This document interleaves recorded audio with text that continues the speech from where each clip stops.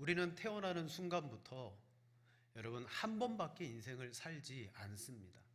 만약에 연습해서 살 수 있다면 우리는 우리 인생을 실수, 안타까운 거, 또 우리가 제대로 듣지 않았던, 그래서 제대로 인생을 살지 못했던 부분을 고쳐 나아갈 수 있을 텐데 한 번밖에 살지 않습니다. 그래서 우리는 어떻게 해야 됩니까? 우리는 매일 내 삶에 대해서 여러분 반성하는 자세를 가져야 돼요. 정말 나는 제대로 인생을 살았는가? 그리고 또 하나는 뭡니까? 하나님이 인생에게 주시는 바른 말씀에 책망을 들으며 우리는 살아가야 되는 줄로 압니다. 역사적으로 많은 사람들이 추앙하는 성공적 인생을 살았던 사람들이 많이 있죠. 근데 그런 사람들도 자신이 아무리 세상에 성공과 업적을 쌓았다 할지라도 죽음에 직면하게 되어지는 순간, 이게 아무것도 아니구나. 그러면서 비로소 그 죽음 앞에서 인생의 눈이 열릴 때가 있어요. 우리가 잘 아는 마케도니아의 왕으로서 저 인도까지 세계 정복을 이루었던 알렉산더 대왕은 32살의 젊은 나이에 그는 죽게 됩니다. 많은 사람이 알렉산더를 세계적인 손가락에 꼽히는 영웅으로 치켜 세웁니다. 하지만 그런 이 알렉산더도 마지막 죽을 때에 유언을 뭐라고 남겼느냐? 관에 내 팔을 내놓을 수 있는 구멍을 2개를 내라. 근데 실제로 알렉산더가 죽고 난 다음에 구멍을 내고 알렉산더의 팔을 그 밖으로 꺼내 놓았어요. 왜 그랬을까요? 천하를 손에 쥔 사람이라 할지라도 마지막 여러분 죽음의 순간에는 아무것도 가지고 가지 않는다. 그걸 사람들에게 알려주고 보여주었던 것이죠. 여러분, 우리는 한 번 사는 인생의 길에 성경이 우리에게 말씀하는 복된 길을 가야 되는데 지난 주일에 우리에게는 2가지 인생의 길이 있다고 그랬어요. 영생을 얻게 하는 길이 있고요, 멸망으로 향하는 길이 있습니다. 근데 이 영생의 길은 좁고 협착해서 찾는 이가 적다. 멸망으로 가는 길은 넓고 커서 찾는 사람이 많다. 이 말씀에 의하면 지금도 수많은 사람들은 자기 길을 찾아가는데 보니까 넓고 좋아요. 이 길이 내 인생의 길이구나. 멸망인 줄 모르고 가는 사람들이 참 많습니다. 그러나 성경은요, 하나님은 모두가 구원받기를 원하신다. 하나님의 사랑입니다. 멸망받기를 원치 아니하시고 또 하나님의 백성들은 이 땅을 살아갈 때 영생을 얻고 하나님이 주시는 생명의 길 가기를 기뻐하십니다. 그래서 하나님은 우리 인생에 대해서 알려주시기를 원해요. 앞으로 우리가 살아갈 인생이 어떤지는 잘 모르지만 인생이라는 것을 하나님이 주신 이유, 그리고 이것을 복되게 살아가는 하나님의 원리, 그걸 알려주고자 하셔요. 김동호 목사님이 한 책에서 인생에서 멸망이라는 함정에 빠지는 몇 가지 이유를 말합니다. 자, 멸망이라는 함정에 빠지는 몇 가지 이유. 첫째는 자기 과신입니다. 운명은 내가 개척하는 거지 누굴 의지하는 게 아니야. 하나님 필요 없어. 내가 내 인생의 운명의 개척자야. 그래서 자기의 능력을 과신하는 것. 물론 하나님은 우리에게 지혜도 주시고 지식도 주셨어요. 똑똑함도 주셨어요. 우리 나폴레옹은 그는 상당히 뛰어난 천재였다고 말합니다. 또한 성실함에 있어서는요, 그 누구도 따라올 수 없을 정도로 아주 성실했던 그런 사람이었어요. 그랬더니 그의 인생에는요, 어떤 전투에 가든지 승리였어요. 연전연승. 그리고 그가 남긴 유명한 말이 있죠. 내 사전에 뭐가 없다? 불가능은 없다. 하니까 되더라. 자, 똑똑하고 성실하게 자기가 노력하고 살아가니까 이루겠더라는 거죠. 그래서 그가 한 말이 내 사전엔 불가능이 없다. 여러분, 그게 뭡니까? 자기를 과신하는 거죠. 그가 죽음을 이겼습니까? 죽음은 못 이겼잖아요. 그에게도 불가능은 있는 거예요. 미숙한 사람일수록 자기를 과신해요. 어린아이들은요, 모방을 잘합니다.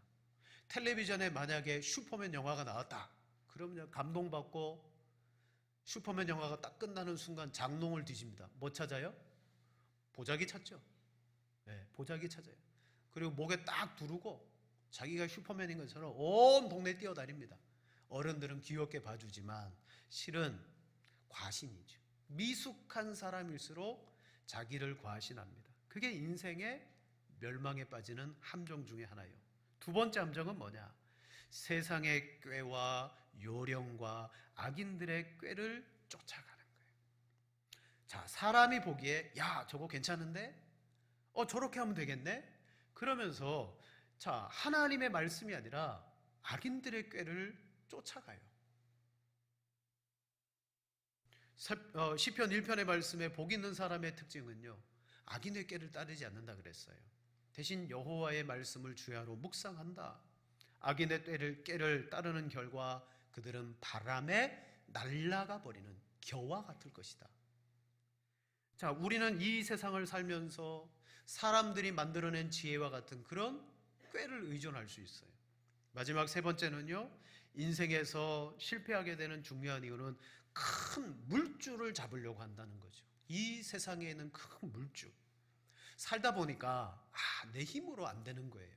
그래서 누군가 나를 도와주거나 끌어주면 좋겠다. 그래서 흔히 말하잖아요. 줄을 쓴다, 끈을 잡는다, 그렇게 표현해요. 권력을 지닌 사람이 없나? 재력이 많은 사람이 없나? 누군가 나를 이렇게 끌어줄 만한 그런 성공으로 이끌어줄 사람이 없나? 그래서 그걸 붙들기를 원합니다. 자, 이런 함정, 자기를 과신하거나 또 헛된 꾀에 빠지거나 물주, 헛된 끈과 줄을 잡으려고 하는 사람들, 성경은 이런 사람들을 이렇게 말합니다. 어리석은 사람, 미련한 자. 왜? 이런 방식들이 하나님이 주시는 인생을 살아가는 복된 삶의 모습이 아니더라는 거죠. 자, 그렇다면 이 잠언과 솔로몬 및 지혜자들을 통하여 하나님이 우리에게 복된 삶을 살아가는 길이 뭐냐? 딱 두 가지입니다. 따라가지 말아야 할 것과 듣고 즉시로 돌이켜야 할 것. 두 가지를 우리에게 말합니다. 잠언 1장의 말씀을 보면 솔로몬이 먼저 그 아들에게 교훈을 주는 말씀이 등장하고요. 그리고 오늘 우리가 읽었던 지혜가 사람 많은 곳에서 소리쳐 외치는 두 가지의 말씀을 주고 있습니다. 과연 우리는 멸망이라는 함정에 빠지지 않고 정말 하나님이 주시는 복된 삶을 살기 위해서 어떻게 해야 될까? 첫 번째는요, 사람의 꾀를 따르지 않아야 됩니다. 사람의 꾀를 따르지 않아야 된다. 10절에 이렇게 말하죠. 내 아들아, 악한 자가 너를 꾀일지라도 따르지 말라. 아멘. 여기 악한 자가 너를 꾀일지라도, 다른 말로 말하면요, 꾀다. 꾀다는 것은 꿰이라는 명사에서 나왔어요. 꿰은요, 꾀를 써서 유혹해 자기 생각대로 끌어가는 거예요. 이렇게 하면 저 사람을 끌고 갈 수 있겠구나. 그게 뭐에서부터 출발하냐면 꾀를 내는 거예요. 그럼 꾀는 뭡니까? 일을 진행하기 위해서 생각해낸 교묘한 방법과 제안인 거예요. 내가 꾀를 가지고 있어요. 저 사람에게 내 꾀를 가지고 끌고 가면 이게 큰 돈도 되겠구나, 유익이 되겠구나. 사기꾼들일수록요, 꾀가 많고 잘 꿰입니다. 10절부터 19절의 말씀은 악인들은 이익을 앞세워서 꾀를 내어 유혹할 것이다. 자, 이제 이 아들이 아버지를 떠나 세상에 나가야 됩니다. 자기 인생을 살아가야 됩니다. 근데 아버지 편에서 보니까 참 이 아들이 어리숙하고 미숙해요.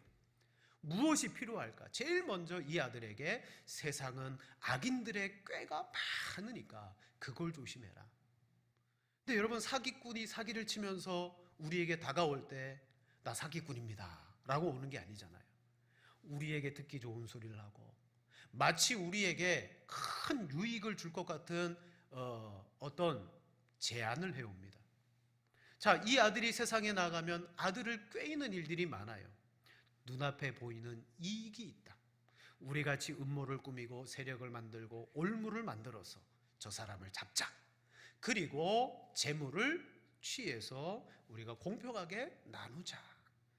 이게 악인들이 꾀하는 겁니다. 출발이 뭡니까? 바로 이익이더라는 거죠. 여러분, 손해보는 일에 여러분 참여하시겠어요? 여러분, 손해보는 일에 투자하고 누가 봐도 야, 이거 투자하면 100% 손해다. 우리나라는 자본주의 시장 경제입니다. 자본주의 시장 경제가 뭐예요? 자본을 통해서 최대한의 이익을 얻는 거예요. 근데 많이 손해가 보여요. 누가 그걸 쫓아가겠습니까? 근데 악인들은요, 제일 먼저 뭘 말합니까? 이익이 될 거다. 이런 좋은 꾀가 있다. 우리와 함께하면 큰 돈을 벌 수 있다. 근데 중요한 것은요, 이런 사람들은 이익에 눈이 멀어서 자기 자신이 올무를 놓지만 자기가 그 올무에 걸려든다라는 사실을 몰라요. 자, 우리 18절과 19절 말씀 두 절을 같이 한번 읽겠습니다. 그들이 가만히 엎드림은 피를 흘릴 뿐이요 숨어 기다림은 자기의 생명을 해할 뿐이니 이익을 탐하는 모든 자의 길은 다 이러하여 자기의 생명을 잃게 하느니라. 아멘. 자기가 다른 사람에게 올무를 놓으려고 엎드립니다. 숨어 기다립니다. 근데 그게 도리어 어떻다고요? 자기 피를 흘리게 하고 자기 생명을 해할 뿐입니다. 왜? 이익을 탐하는 자는 다 생명을 잃게 된다. 이게 오늘 성경이 주는 결론입니다. 눈앞의 이익과 어떻게 자기 생명을 바꿀 수가 있겠어요? 그런데요, 사람의 꾀에 빠지면요, 생명을 잃어버리는 줄도 모르고 속아 넘어갑니다. 자, 나는 그렇지 않아요. 나는 참 사람도 잘 분별하고 꼼꼼해서 절대 속아 넘어가지 않아요. 나 안 넘어가요. 네, 아닙니다. 여러분, 이미 에덴 동산에서 우리 원조상 아담이 뱀의 꾀임에 넘어갔습니다. 뱀의 게임에 넘어갔어요. 눈앞에 선악과라는 이익을 탐했어요. 여러분, 우리라고 다를 줄 아십니까? 아니에요. 똑같아요. 자, 이처럼 성경은 이 세상에는 악한 자의 꾀가 많다. 이 악한 자의 꾀를 다른 말로 말하면요, 세상 지혜라고 말합니다. 마귀적 센스. 마귀는 사람들에게 이 세상에서 어떻게 하면 내 이익과 내 이 탐심의 마음을 채울까? 그런 센스가 뛰어나게. 그래서 때로는 그런 사람이 사업도 잘하고 일도 잘하고 업적도 만들어내요. 실은 우리 역사 가운데 자신의 이름을 역사에 새긴 사람들은요, 이 세상적 지혜가 남들보다 뛰어났던 사람들일 수 있어요. 그런데 세상에 이름을 남기고 역사에 한 획을 긋는다 할지라도 세상의 지혜를 사용한 사람들에게는요, 뭐가 없냐? 생명이 없어요. 그 지혜를 가지고, 그 꾀를 가지고는 사람에게 영생을 주지 못합니다. 실은 저나 여러분들이나 현실적으로 당면한 문제가 뭡니까? 지금 내 현실 속에 솔직하게 내가 천국에 들어가는 것에 대한 고민이나 또는 내가 하나님 앞에서 신앙생활을 잘 못하는 것에 대한 갈급함이나 갈증보다는요, 솔직히 까놓고 이야기하면 지금 내가 당면한 현실의 문제를 어떻게 해결할까가 여러분 우리의 초미의 관심 아닙니까? 네? 어떤 지혜가 없을까? 누가 나를 도와주지 않을까? 우리는 내 인생의 문제를 어떻게 돌파해 나갈까? 이게 우리의 삶의 큰 문제입니다. 다 그래요. 중요한 것은 여러분, 아무리 내가 꾀를 내고 세상의 지혜를 얻어보려고 한다 할지라도 만약 그 문제가 해결돼요.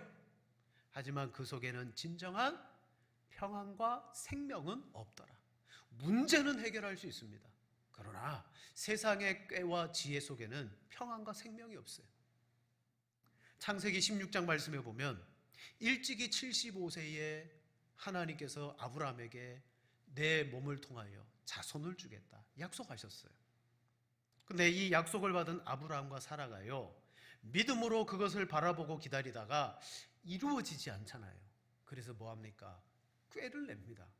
여러분, 성경을 보겠습니다. 창세기 16장 1절 2절. 아브라함의 아내 사라는 출산하지 못하였고 그에게 한 여종이 있으니 애굽 사람이요 이름은 하갈이라. 사레가 아브라함에게 이르되 여호와께서 내 출산을 허락하지 아니하셨으니 원하건대 내 여종에게 들어가라. 내가 혹 그로 말미암아 자녀를 얻을까 하노라 하매 아브라함이 사레의 말을 들으니라. 아멘. 하나님은 아브라함에게 자손을 주겠다고 약속을 주셨어요. 하나님의 약속과 말씀을 처음 믿음으로 출발했는데 점점 시간이 지나는데 이루어지지 않아요. 믿음이 흔들립니다. 믿음이 흔들릴 때 나타나는 현상이 뭘까요? 이게 하나님의 방법이 아닌가 보다.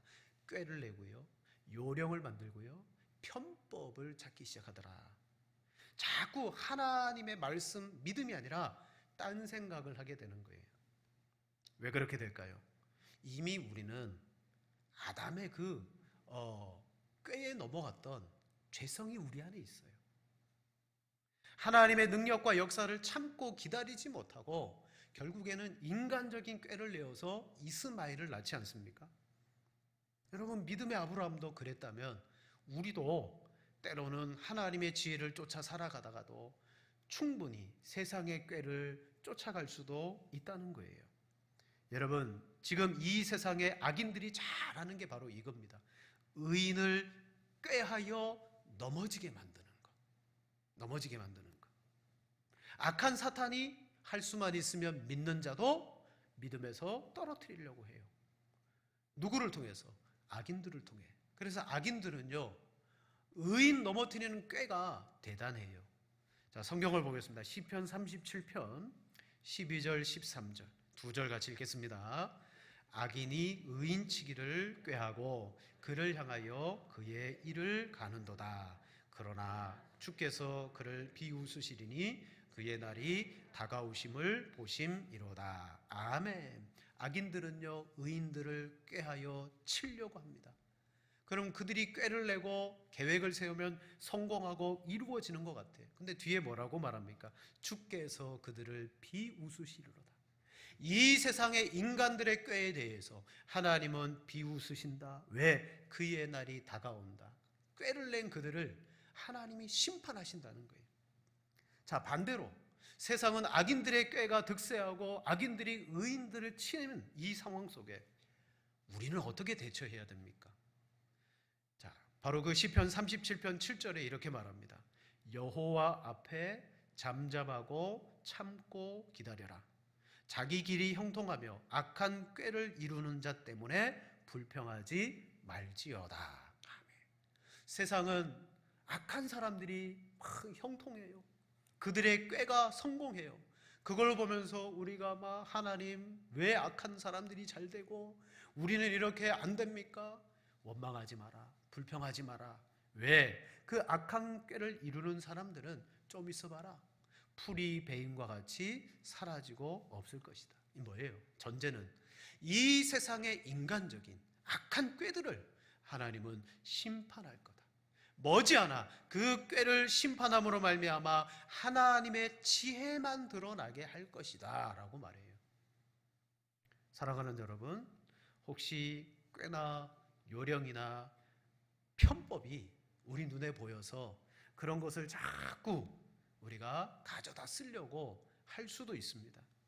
그러나 그런 방법이 아니라 그 순간에도 하나님은 악인들의 꾀를 멸하신다라는 믿음을 가지고 참고 기다리며 하나님을 경외하는 믿음을 구하시는 여러분 되기를 축원을 드립니다. 악인들이 꾀를 내고요, 잘 되고 있어요. 그럴 때일수록 우리는 잠잠히 참고 기다리며 하나님을 경외하는 믿음을 구해야 돼요. 왜? 오직 의인은 믿음으로 산다 그랬어요. 이 바른 믿음만이 내 생각과 내 삶을 하나님 경외로 바꾸어줘요.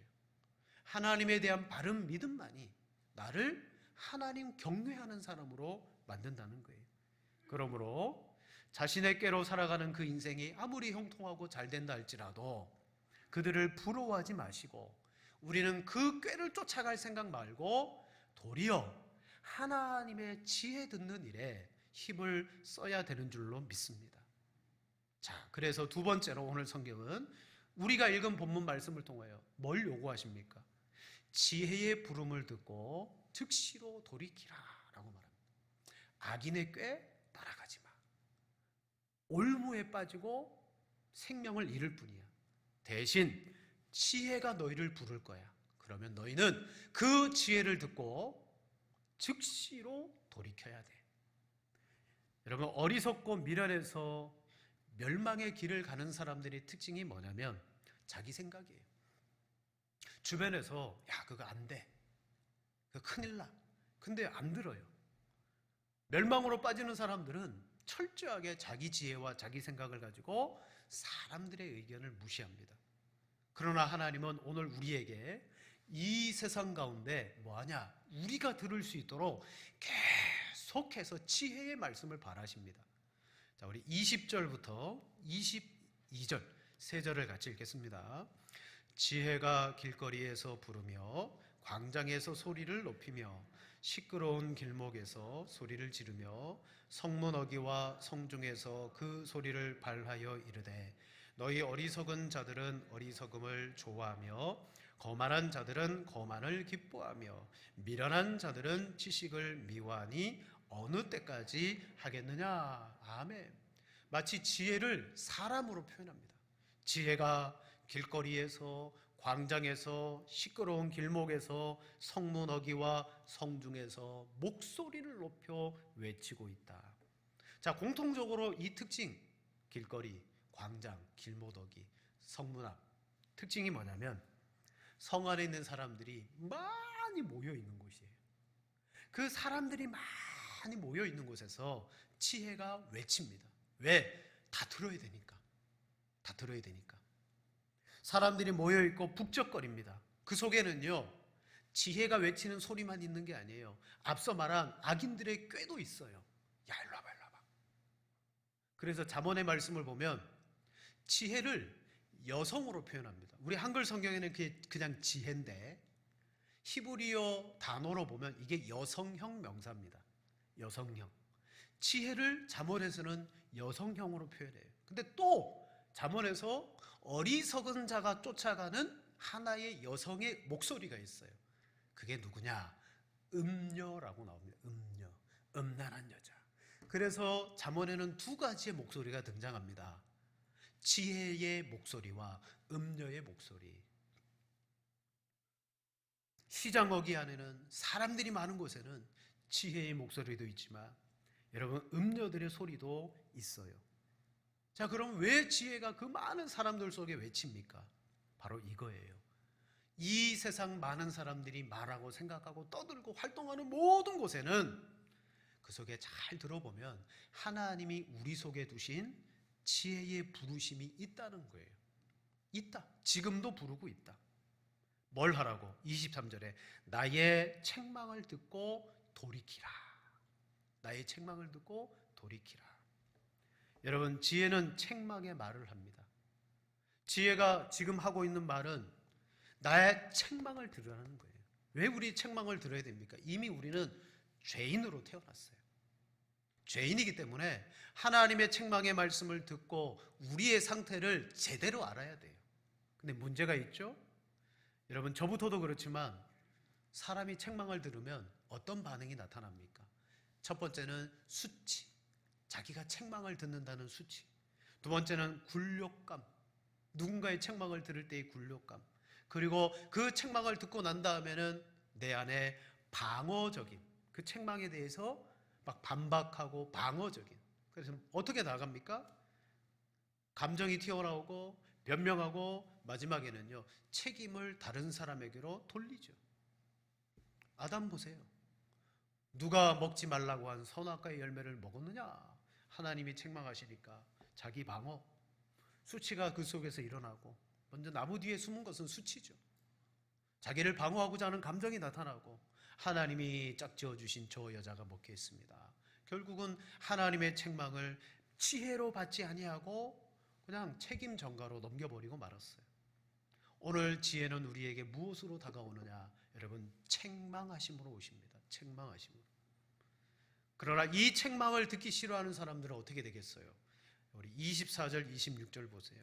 내가 불렀으나 너희가 듣기 싫어하였고 내가 손을 폈으나 돌아보는 자가 없었고 도리어 나의 모든 교훈을 멸시하며 나의 책망을 받지 아니하였은즉. 26절 같이 봅니다. 너희가 재앙을 만날 때에 내가 웃을 것이며 너희에게 두려움이 임할 때에 내가 비웃으리라. 아멘. 여러분, 나이를 불문하고요, 책망을 들으면 사람은 그 책망을 쉽게 수용하지 않아요. 내 책망을 그대로 받아들이는 사람은 어떤 사람이냐? 그 사람이 지혜로운 사람이에요. 자, 이스라엘 역사에서 이 책망과 들음에 있어서 아주 두드러진 반응을 보인 두 사람이 있죠. 솔로몬 왕, 그의 아들 르호보암. 이 두 사람은 책망 듣는 또는 듣는 데 있어서는 상반된 태도를 보였어요. 솔로몬 젊어서 왕이 됩니다. 그는 하나님 앞에 간절히 구하면서 하나님 저에게 듣는 마음을 주십시오. 열왕기상 3장 9절 말씀에 누가 주의 이 많은 백성을 재판할 수 있사오리까? 듣는 마음을 종에게 주사 주의 백성을 재판하여 선악을 분별하게 하옵소서. 아멘. 솔로몬의 재판의 특징은 막 파고 들어가고 조사하고 그런 게 아니었어요. 그 사람들의 말을 쫙 듣다 보면 그 속에 이게 분별이 되는 거예요. 시시비비가 가려지고요, 들으면서 지혜가 생겨서 판결을 내리는 거예요. 솔로몬은 하나님 듣는 마음을 주십시오 그랬어요. 자, 이제 솔로몬이 죽게 되었습니다. 그의 아들 르호보암이 그 강대한 나라를 고스란히 물려받았어요. 북이스라엘 쪽에 가서 자기가 왕이 되었음을 인정받고자 그 북쪽의 지파들에게 자기를 소개하고, 자, 그런 자리에서 그 북이스라엘 사람들이 요청하는 거예요. 당신의 아버지가 우리에게 큰 고역을 우리에게 주었다. 당신은 우리의 짐을 털어주라. 그러면 우리가 당신을 왕으로 잘 섬기겠다. 이때 르호보암이 며칠의 말미를 얻습니다. 그리고 제일 먼저 누구에게 가죠? 솔로몬 시대 때 함께했던 노인들에게 가요. 노인들이 이렇게 말합니다. 그들의 말을 들어주라고. 그들의 짐을 가볍게 해주면 그들은 왕을 잘 섬길 거라고. 그런데 곧바로 자기와 함께했던 소년들에게 가죠. 소년들은 뭐라고 말합니까? 쓸데없다. 그들을 더 강하게 통치한다고 해라. 이 르호보암이 가갖고 내 새끼손가락이 내 아버지의 허리보다 굵다 그러면서 그들의 말을 듣지 않습니다. 열왕기상 12장 13절에 말합니다. 왕이 포악한 말로 백성에게 대답할세 노인의 자문을 버리고. 지혜를 듣지 않은 거예요. 듣지 않았어요. 결국 어떻게 되죠? 북이스라엘로 말미암아 이 통일된 이스라엘이 남북으로 쩍 갈라져 버리죠. 그 출발이 뭡니까? 책망, 그들의 훈계, 교훈, 그걸 듣지 않았어요. 결국 듣지 않으면 어떻게 되나요? 우리 32절 33절 같이 읽겠습니다. 어리석은 자의 퇴보는 자기를 죽이며 미련한 자의 안일은 자기를 멸망시키려니와 오직 내 말을 듣는 자는 평안히 살며 재앙의 두려움이 없이 안전하리라. 아멘. 여기 말하는 어리석은 자의 퇴보, 미련한 자의 안일, 그럼 뭘 말합니까? 지혜가 그렇게 우리를 책망함에도 불구하고 듣기를 거부하는 거예요. 결국 자기 자신이 멸망되고 마는 것이죠. 26절과 31절의 말씀에 보니까 이 책망을 받지 아니함으로 어떤 일이 벌어집니까? 26절에 너희가 재앙을 만날 때 내가 웃을 거다. 너희가 두려움이 임할 때 내가 웃을 거다. 너희의 두려움이 광풍같이 임하겠고 너희 재앙이 폭풍같이 이르겠고 너희에게 슬픔이 임하리라. 자, 이 모든 결과가 뭡니까? 30절에 나의 교훈을 받지 아니하고 나의 모든 책망을 업신여겼습니다. 그러므로 자기 행위의 열매를 먹으며 자기 꾀에 배부르리라. 그 지혜의 책망을 받지 않는 게 뭡니까? 자기 꾀예요. 자기 꾀가 있으니까 지혜를 받지 않는 거예요. 내 꾀가 더 대단하다. 내가 저 지혜보다 낫다. 사랑하는 여러분, 성경에서 말하는 이 지혜는 한 인격을 가리키는데 바로 예수 그리스도라고 말합니다. 잠언과 시편의 말씀을 보면 이 세상은 지혜를 통하여 기초가 만들어졌고 기둥이 섰고 이 세상이 만들어졌어요. 그럼 그때 세상을 조성한 지혜는 누굽니까? 삼위 하나님, 특별히 예수 그리스도. 또 예수님은 우리에게 구원을 주시는 지혜입니다. 십자가는 하나님의 지혜요 하나님의 능력이라고 그랬어요. 바로 예수 그리스도가 우리의 지혜입니다. 하지만 우리는 예수님을 직접 못 만나요. 예수님의 음성을 들을 수가 없어요. 그래도 하나님은 우리에게 지혜를 주십니다. 어떻게 해요? 바로 하나님의 그 약속된 말씀을 우리로 듣게 하시는 거예요. 우리 디모데후서 3장 16절 17절 두 절 같이 읽겠습니다. 모든 성경은 하나님의 감동으로 의로 교육하기에 유익하니 이는 사람으로 온전하게 하며 모든 선한 일을 행할 능력을 갖추게 하려 함이라. 아멘. 죄인으로 태어난 우리는요, 하나님의 선한 일을 할 수가 없어요. 불완전해요. 그래서 하나님은 성령으로 말미암아 감동된 성경을 우리에게 주신 거잖아요. 성경의 내용이 뭡니까? 교훈과 책망과 바르게 함과 의로 교육한다. 우리를 하나님의 사람으로 온전케 한다. 그래서 이 말씀은 우리의 골수를 찌르고 우리의 심령을 파고들어서 어떻게 합니까? 지혜의 삶을 살아가도록 만드십니다. 말씀을 좀 정리하겠습니다. 여러분, 세상에는 이익을 앞세워서 정말 우리가 볼 때 야, 대단한 꾀다. 아니, 꾀라고 말하기보다는 정말 좋은 계획이다. 그렇게 접근하는 세상의 꾀들이 너무 많아요. 우리 안에도 꾀가 있고요. 그러나 하나님은 우리 인생은 그 꾀를 가지고 살아가면 멸망할 수밖에 없어서 그것을 책망하고 하나님은 지혜를 주시려고 합니다. 그 지혜를 우리는 받아야 되는데 지혜 중에 지혜는 예수 그리스도예요. 십자가가 우리의 구원의 지혜입니다. 근데 그 예수님을 우리는 직접 보지 아니하고 어떻게 합니까? 믿는데 하나님의 말씀을 듣는 거예요. 성경의 말씀은 교훈과 책망과 바르게 한다 그랬습니다.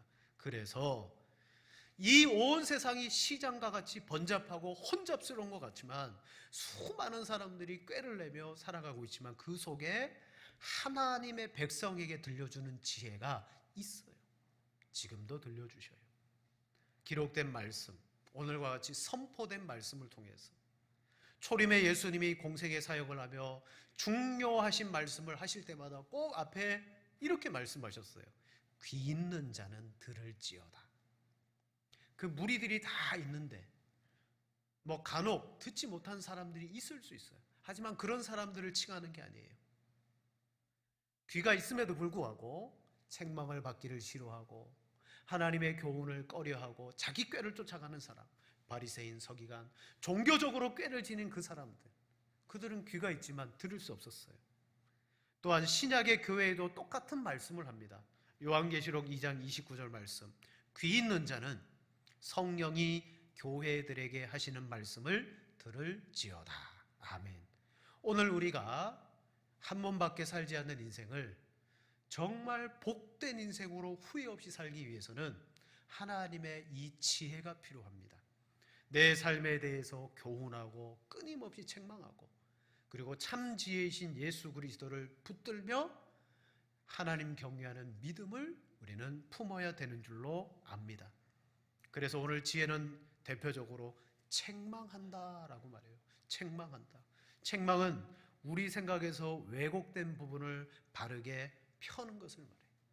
여러분, 우리의 마음 생각은요, 왜곡되어져서 막 구겨져 있어요. 복된 삶을 살아갈 수 없어요. 그래서 말씀으로 책망해서 그 구겨진 부분을 두드려서 평평하게 하고 쓸모 있게 만드는 겁니다. 회복하시는 겁니다. 그러므로 우리는 그 지혜의 책망이 들려질 때 어떻게 해야 됩니까? 방어적으로 다른 사람에게 책임을 전가하는 게 아니라 책망을 들을 때 기쁘게 받는다면 여러분, 그 성도가 정말 복된 성도가 될 줄로 믿습니다. 하나님이 우리에게 책망하시는 이유는 뭡니까? 그 책망 속에는 사랑이 들어있어요. 우리를 향한 사랑이 책망입니다. 여러분, 우리 옆집에 사는 애 책망하지 않습니다. 걔가 어떻게 살아가든 부모의 책임이니까. 나는 내 자녀를 사랑함으로 그 인생을 잘못 살아가면 책망하셔요. 우리 안에 성령께서 들어와 계십니다. 성령께서 들어오셔서 뭘 하실까요? 요한복음 16장 8절 말씀에 말합니다. 그가 와서 죄에 대하여, 의에 대하여, 심판에 대하여 세상을 책망하시리라. 세상은요, 잘못된 죄, 잘못된 의, 잘못된 심판의 개념을 가지고 살아갈 때 아니야, 그게 잘못된 거야. 바른 죄에 대한 관념은 이런 거야. 바른 의는 이런 거야. 진짜 하나님의 심판은 이런 거야. 그러면서 책망하셔서 우리를 바른 길 가게 만드시는 분이십니다. 성령께서 책망하시는 말씀을 통하여 여러분에게 들려주실 때 오늘 우리에게 이걸 요구합니다. 듣는 자는 속히 돌이켜라. 그런 복된 성도, 복 있는 인생을 여러분 살아가실 수 있는 여러분 되기를 축원을 드립니다.